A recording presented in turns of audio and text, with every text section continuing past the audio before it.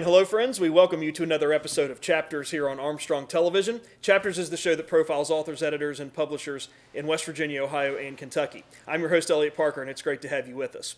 We are pleased to be joined by author Ashley Skeen today. We're going to be talking to her about her brand new book, The Intimacy Interviews, Real Women and Real Conversations. And Ashley joins us today as someone who was born and raised in Huntington. She left home at one time to chase the ocean, and while she did, she earned her master's degree in marine science from UNC Wilmington. From there, she moved to the Rockies, where she worked as a coat check girl, a store manager, a waitress, and also a bank teller. Since moving back to Huntington, she's been teaching yoga and tending bar, but she's always been a writer, and we're talking to her about her debut book, which is a fascinating collection of wonderful stories about women and their experiences with love and being loved. So, Ashley, welcome to Chapters. It's so good to have you Thank you so much for having me, Eliot. I love this book. It was so interesting and so unique in so many ways. But before we kind of get into some of the specifics, just to sort of set the background on this book and how it came together, this whole concept started from a personal experience that you had. And I know this experience involved going to the doctor and a medical visit and a medical report that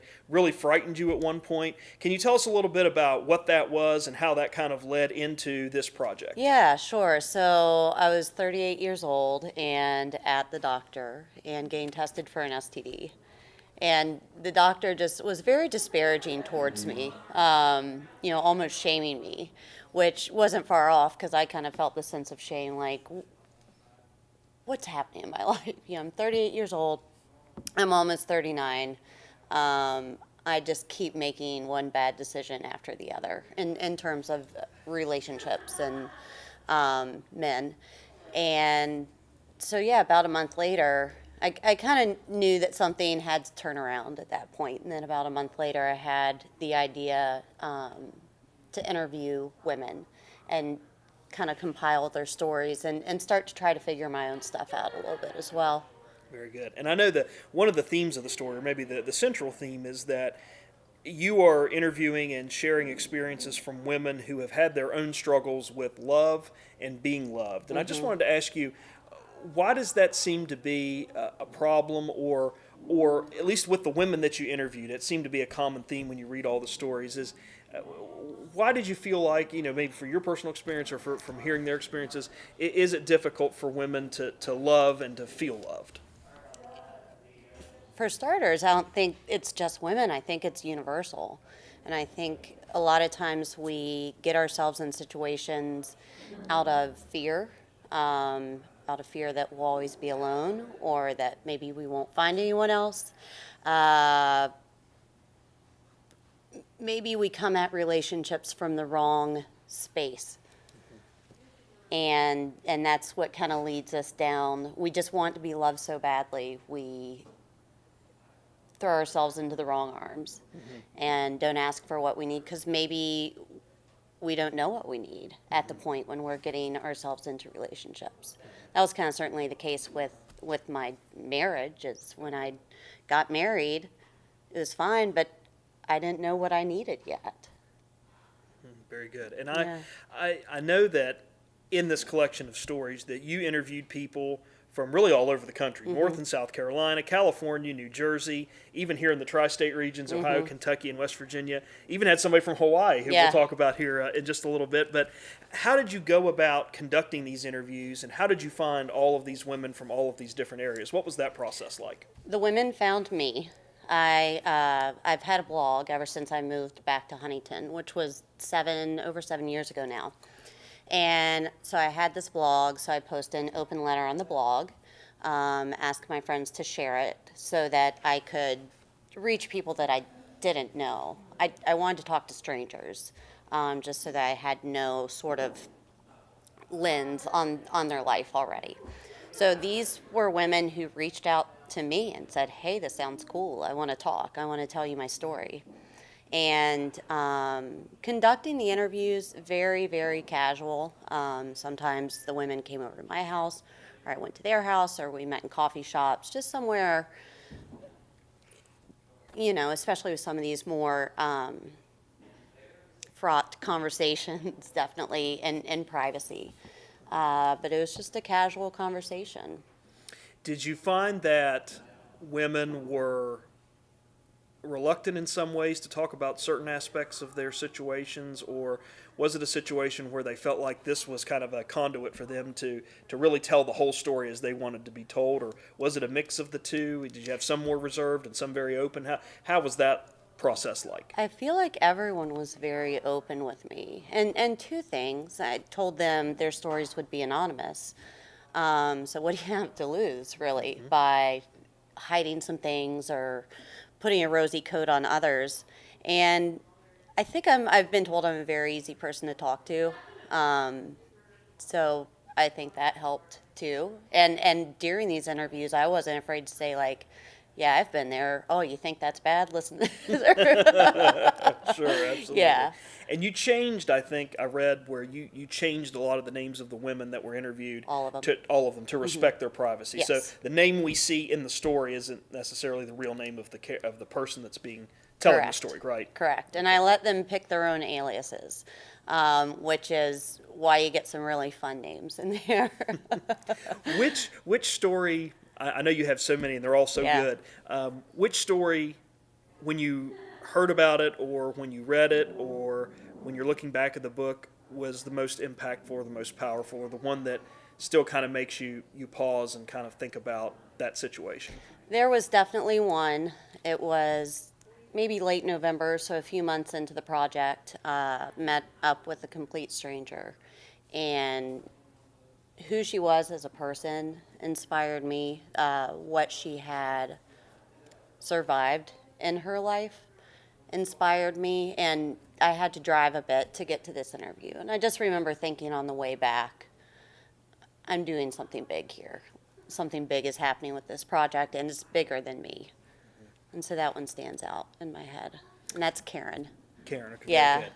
I wanted to ask you about a couple of the stories. Yeah. And I wish we had time to talk about all of them because they're all wonderful in their own way. Thank you. I want to ask you about Chloe because Okay. we come across her in chapter 18, and I loved all of the stories, but I just the title grabbed me. The title of her story on chapter 18, which is on page 131 of your book, "Decide What to Be and Go Be It." I just loved that whole title, and I loved just how she was talking about, she just was kind of sitting in a chair, getting another tattoo one day, and she'd been thinking about, maybe going into design, as the tattoo artist was kind of putting the design of her tattoo, and she just decided, you know what, I'm just going to go for it. Can you tell us a little bit about Chloe's story and what you liked about that? Well, I was actually the one that got the tattoo. Oh, yes, that's right. Sorry. Yes, forgot. I'm sorry. Yes, you were the one that got the tattoo. Right. Sorry. But Which was going to be my next question. But go ahead. and decide what to be and go be it is actually part of it, and it's on my arm. But those are not my words. Those are words from the Eliot brothers, and the tattoo was inspired by a song that spoke to me. But Chloe's story was really fascinating. Growing up wearing braces on her back and having that kind of impact her life, and kind of her workings around love all throughout her life, really. And there's another great story in here, and I hope I'm pronouncing this right. Alpenglow and Aloha, and that's from Huli, who was one of the writers from Hawaii that you actually met with. Tell us a little bit about that story, because there's a lot going on in kind of her story as well. Yeah. So she sent me a message pretty early on in the project and said, hey, if you want to come to Hawaii, or first she said, congratulations, your project has reached Hawaii. If you ever need a reason to come out here, I'd love to be part of your project. And I'd planned to attend a writing workshop in Montana. And so my train of thought was, well, I'm already that far west. I'll just keep going. But she and I met up and spent the whole day together. And at one point she said, how's it feel to know you're coming to Hawaii and just to hang out with a complete stranger? And I was like, by this point in the project, it's ain't no thing. Right. But she and I really bonded, and she had a really special story. One of the things I really like about how you put all these stories together is, there's not a lot of, your personal commentary or a summary or sort of your analysis of what's being read. It's just kind of their story in their own words. Yeah. And I want to ask you about, as you're listening to these stories and as you're kind of transcribing them for the book, was it difficult to keep all of those stories, because you're dealing with so many different women and every person has their own voice and every person sort of tells a story in a different way? Was that difficult to try to transcribe what you'd heard or what you had listened to or taken notes on to keep their voice intact so that you could tell when you went from Hooli to Jen to Chloe that you were getting three different women's stories? Was that a difficult part of the process? Not really, just because I adhered to a really strict schedule when I was writing the book. I wouldn't even do another interview until I'd already transcribed the previous one and written a very rough first draft of that chapter, so that I could fully devote my energy to that story and the telling of it before moving on. Very good.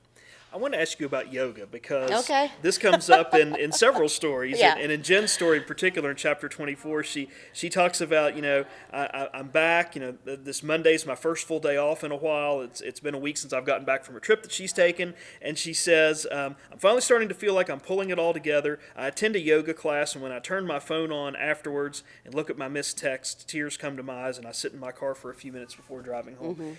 Yoga and that whole process. Well, I know you teach yoga and that's part of what you do, but what is it about yoga that helps and is cathartic and relaxing when you're dealing with these kinds of issues that these women are dealing with, or just any issues in general? Because I know so many people that use that as an outlet for kind of relaxation. So what is it about yoga that makes it so interesting? I can't say enough about yoga. I mean, obviously, I got into teaching it because it had done so much for me, personally, spiritually, physically, mentally, that I wanted to bring this to other people.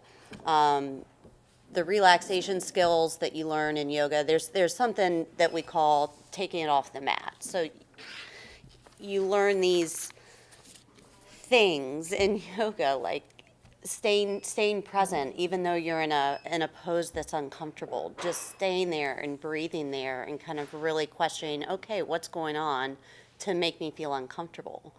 You do that in pose, and then before you know it, you're doing it in your real life.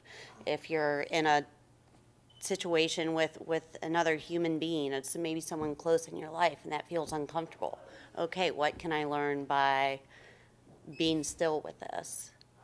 Very good. I love that, and I love that concept came up. And I know so many people who do yoga for a lot of those same reasons, and they swear by it and won't miss a yoga lesson or appointment. Clear off their calendar. They won't miss that. They'll miss everything else, but won't miss their yoga. Yeah, I mean, obviously, as a teacher, I hear like, oh man, like I've missed yoga for a week, and my husband or my wife said, you gotta get back to yoga. Like you're driving me crazy. Very good. I love that. I love that. I want to, you said something at the beginning of our interview that was interesting about, loving and women in these stories wanting to love and be loved. And you mentioned about men. Have you thought about doing a collection of these stories from a male's perspective? Oh yeah, that thought has crossed my mind for sure. When I wrote this book, I was, and like I said at the beginning, in a bad place personally. So I was definitely of the mindset that there weren't any good men out there. None of them could be trusted. So at that point, I wasn't going to interview men. I just wanted this to be a book for women, about women. But my mindset and all the work I did over that year, I went through a huge personal growth in that year. And so now I feel like I would be at a point, and I'm just getting so much positive response from men reading the book. I didn't know what that response would be like when it came out. And I get a lot of comments from men saying that they're devouring the book too and loving it. And I was one of those. I sat down in a weekend and read it. I just couldn't put it down because the wonderful stories. And I want to ask you about something else that's kind of thematic with these stories. These women are so strong. And that's the impression you get when you walk away, even if you just read a handful of the stories. These women are so strong, and despite everything that they write about and kind of their open, raw honesty in their experiences, they come out on the other side better off from that experience.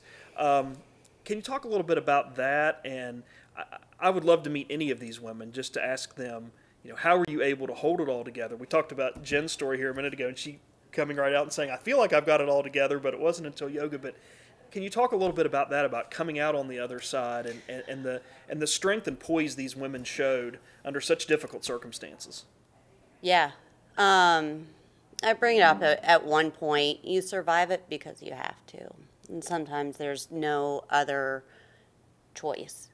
And sometimes the hardest decision you'll ever make in your life, the one that you think is going to tear you apart, is the one that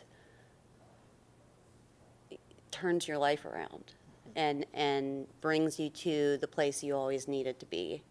And I mean, I know in my lowest places, kind of having this fatalistic thinking that it would never get any better. And I was better off just giving up. And I look at where my life now is and all the gifts that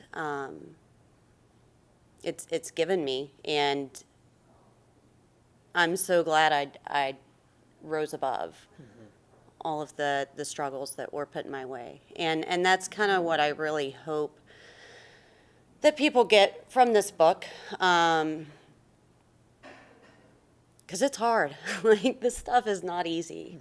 There's a lot of really hard stuff in this book, and I hope for the book to be inspiring. Like, look at these terrible, bad places these women were in at one point. Did you ever find yourself, in listening to these stories and transcribing them, get to a point where you emotionally just had to say, I've got to stop. I just can't. I can't hear anymore today. Can't work on this, or I need a couple days away. Was that a part of your writing process too? Yeah, and there were a couple times in particular where I just heard a lot of really hard stuff. A few interviews in a time, and I'd kind of dig through my responses and find someone that had like a glimmer of hope, a beacon, and I tried to kind of, structure the book like that. And the book is written sequentially, but I didn't plan all the interviews out like this from the beginning. So I did have the freedom to say, like, okay, I think we need a little bit of light here. Let's talk to the woman who wants to talk about one night stands. let's lighten the mood a little bit, because it was tough. I'm so glad you mentioned the story about the one night stands, because that was another one that I really liked. Who wrote that story, and what was her or is her perspective on one night stands? So she had a one night stand in college and just swore that she'd never do it again. And that chapter, it's fun, but it really brings up a lot of interesting questions as to just intimacy these days. What is truly intimate? Is it, getting naked with someone, or is it telling them your deepest fears? So there were some really interesting ideas brought about in that chapter, but it's also kind of funny. She has a really great sense of humor. Yes, she does. So she does. And I often thought, because I read the stories in sequential order, and I often felt like when I was reading Jen's story and Chloe's story and Huli's story, I feel like, looking back on it, I should have read her story kind of in between that for a little lighter touch, or a more humorous touch. Yeah. But it is a great story, and I think that resonates. All of us who've been of that age, college age, or gone to college, we have those moments where we think, is this really a relationship, or is this just about sex, or is this just about, and am I wanting more, but he's not, and, all of those things. I feel like that's a universal thread that she's writing about, even though she's doing it in a humorous way. Yeah, and I hear that I'm a ways out of college, quite a bit, 20 years out of college, but I hear that's kind of the culture now, is that no one dates. They just kind of hook up. And I've had a couple women tell me, one woman told me, she said, this should be a freshman year must-read list for all freshman year girls going to college. And I thought that was interesting. Yeah, absolutely. Yeah. I want to ask you about the cover. Yeah. Because I love this cover image, and it caught my attention immediately when I read the book. Who is on the cover, and what was going on in this situation, and why did you decide to put this as the central image on the cover? Yeah, so my my friend Christine, she works with Bulldog, and I hired them to help me self-publish. And the very first night I met with her, I sent her the first few chapters to read, just to kind of wrap her head around what it was I was doing. And the first thing she said to me is, I have an idea for your cover. I think you should be naked on it. All right. I went to school at the beach. Like, I'm really comfortable in a bikini, and being accepting of my body and where it's at.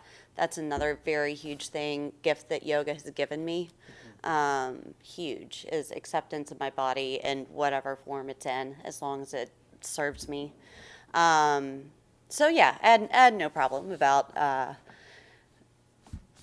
getting naked on the cover, but it does perfectly describe. It's like, all right, this is what you're gonna get into. You're gonna get this raw, undressed story of mine. But a friend of mine came over. This was shot in my roommate and I have a little yoga studio in our apartment. So she just set up a bunch of lights and we took the picture. Great. And I love the look on your face, because you're kind of looking off into the distance, or one could say maybe looking into the past, but you've got kind of a pensive look and kind of that, the hand in the hair, kind of like, oh my goodness, what am I going to do, or what's next, or how am I going to, there's so many different emotions that come from that look on your face, which I thought was really, really interesting. But it was a really striking cover, and you're right, I think it does tie pretty closely with what's going on in the stories as well.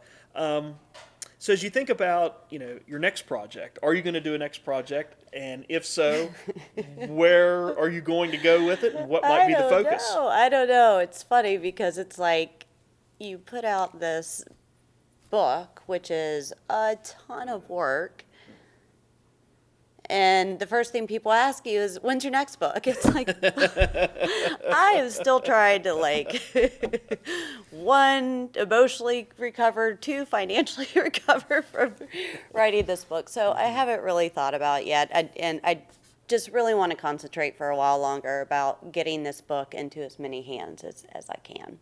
What are some of the methods that you have found as an author, since this is your first book, and you talk about the tremendous amount of work, and we've had a lot of authors on our program over the years who that's always kind of their salient piece of advice is, if you want to write a book, be prepared for the long haul. This is not a short game, it's a long game, and there's a lot of work involved. But what are your thoughts about putting this together and kind of taking this on, and the amount of work that really goes into it?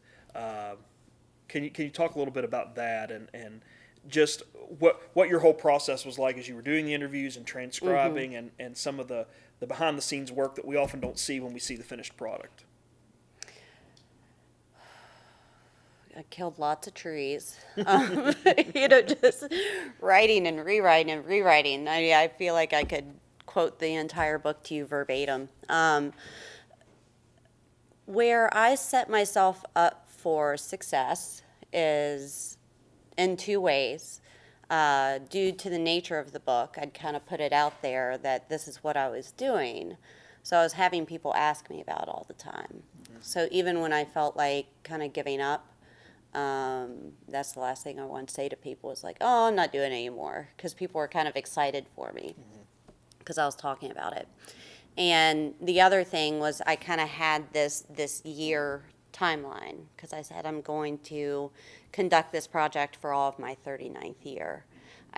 And so I think in those two ways I beat just the perpetual, this isn't good enough, I'm going to scrap it and start over, or just editing. And you kind of have to reach a point where you say, this is good. Because I think artists are notorious for being perfectionist and not wanting to put something out there. And I understand, like, it's scary to put something that you've created out into the world, and you don't want to misrepresent what you're trying to say or what you're trying to do. But at some point, it's just got to be enough. Yeah, and we've had a lot of authors on the program too that'll say, I never read my after it's in print and after it's been published, I don't read it again, mainly for the same reason you're saying. They've written it and rewrote it and rewrote it and rewrote it and edited it and all that. But a lot of times they say, because I don't want to realize on page 13, I should have said that better. Right. Or I could have phrased that differently on page 126. So right. yeah, there is that perfectionist mindset that a lot of authors have. Yeah. Where has been, or what has been some of your most successful marketing efforts in terms of getting this book into so many hands and letting people read them? I was hoping you could give me some ideas. That's kind of what I'm going through now is figuring out what works and what doesn't in terms of getting it out there, trying to use social media. And I just have that's going to be a process in and of itself over the next few months as I keep trying to push it, see what works and what doesn't. I tried to boost something on Facebook because the book's available on Amazon. It's like, perfect. I'll post the link to the book and then pay some money and boost the post and reach some people who might not know me or know about the book.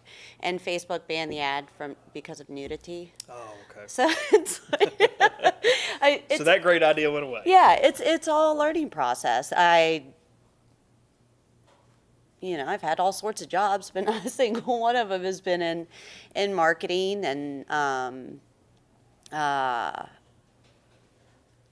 writing the book was a process, getting it published, and that aspect was a process, and now this part is kind of a learning process too.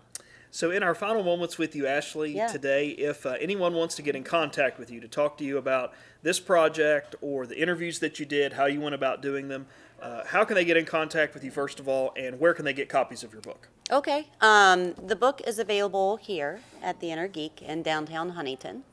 I also have the book on Amazon. It's available on Kindle version on Amazon. I have a Facebook page, Ashley Skeen. I have an Instagram, Ashley Skeen Author Yogi, with a lot of underscores in between every single word. And my email is theintimacyinterviews@gmail.com. Very good.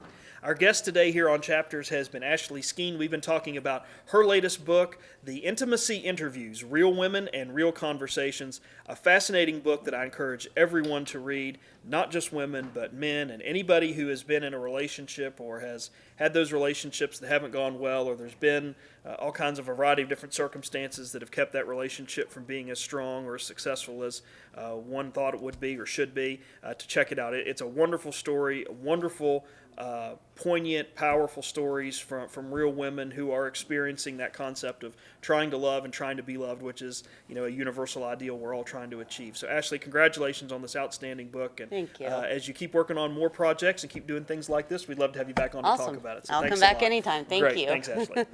We also want to take a moment to say thanks to the staff and management of the Inner Geek for providing our on-site support and assistance today. We encourage you to come down to the Inner Geek, pick up a copy of Ashley's book, and remind you that many of the other author, editor, and publishers that we featured here on the program have their works for sale right here at the Inner Geek. So come on down to Pullman Square and get whatever reading taste you have and need satisfied right here at the Inner Geek. And we appreciate their on-site support and assistance each and every time we bring you an episode of Chapters. And if you'd like to give us some feedback about the programs that you've seen here on Chapters, we've made that possible through a variety of social media platforms. One of those is email. Our email address is right here at the bottom of the screen. We do ask you that you do include your name and community or town in which you're writing from so that we can track that correspondence. If you're a YouTube watcher and you like to watch programs on YouTube, we have a Chapters tab through the Armstrong One Wire page on YouTube. That address is also here at the bottom of the screen. From there, just look for the Chapters tab, and we have all of our author, editor, and publisher interviews archived there as well. And if you're a Facebook user, we've made it possible for you to stay in contact and in touch with the program through Facebook,